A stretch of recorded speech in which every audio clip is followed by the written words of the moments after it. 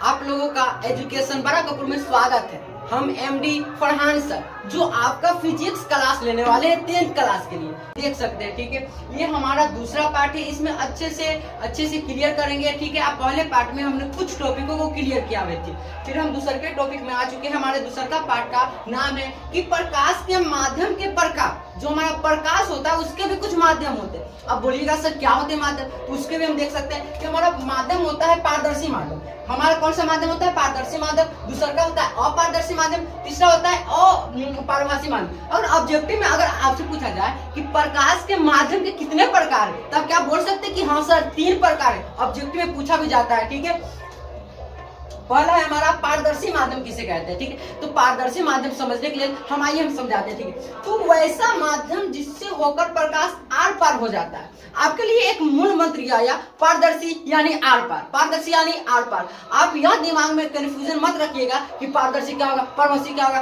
पारदर्शी करने का मतलब आर पार। जब प्रकाश की किरण आर पार हो जाती है, क्या होते उसे आर पार हो जाए। अगर हम आपको एग्जाम्पल देकर समझाते हैं, देखिए यहाँ पे हमारा एग्जाम्पल नंबर हो जाएगा, और पहला नंबर हो जाएगा पानी। जो हमारा पानी है, अगर पानी में अगर प्रकाश आप डालिएगा तो उसके नीचे वाली वस्तु हमें क्या होती है, दिखाई देते हैं। तो क्या हुआ, प्रकाश का पारदर्शी माध्यम नहीं है, तो प्रकाश का पारदर्शी माध्यम है। पारदर्शी करने का मतलब जो आर पार हो जाए। समझ में आ रहा होगा। और आपका वही कांच हो गया, हवा हो गया, यानी अनेक ऐसी वस्तु होती है। ठीक है, अगर ऑब्जेक्टिव में पूछा जाए कि हवा निम्नलिखित में से पारदर्शी माध्यम क्या है, ऑप्शन नंबर दिया रहा है आपका घिसा हुआ कागज। ठीक है, आपको पानी दिया रहा है, फिर आपको दीवार दिया रहा है, तो आप किसमें मारिएगा? पानी में मारिएगा, क्योंकि पानी हमारा क्या है, पारदर्शी माध्यम।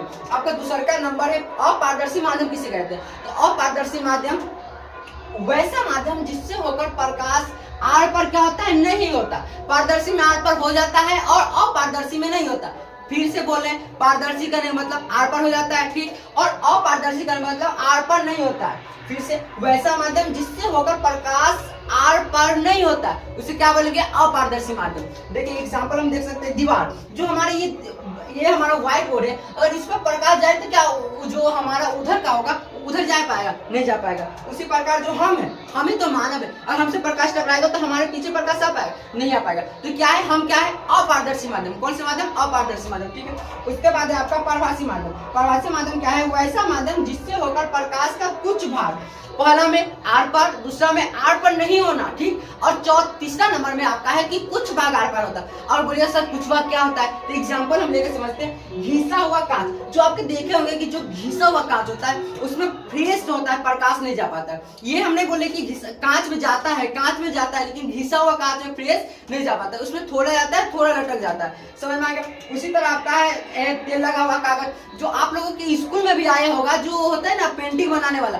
उसमें होता है जो तेल, मतलब उसमें जो पेंट क्या होता है, जो उसमें से प्रकाश का थोड़ा सा आता है, आर पार हो पाता है। समझ में आ रहा है प्यारे बच्चों? हम लोग क्या पढ़ पाए कि प्रकाश के माध्यम के प्रकार। ठीक, फिर से हम देख लेते हैं कितने प्रकार? 3 प्रकार। पहला में पारदर्शी माध्यम, दूसरा अपारदर्शी माध्यम, तीसरा पारभासी माध्यम। पारदर्शी यानी आर पर, दूसरा में अपारदर्शी माध्यम आर पर नहीं होना, और तीसरा हमारा हो जाएगा जिसमें कुछ भाग। समझ में आ गया।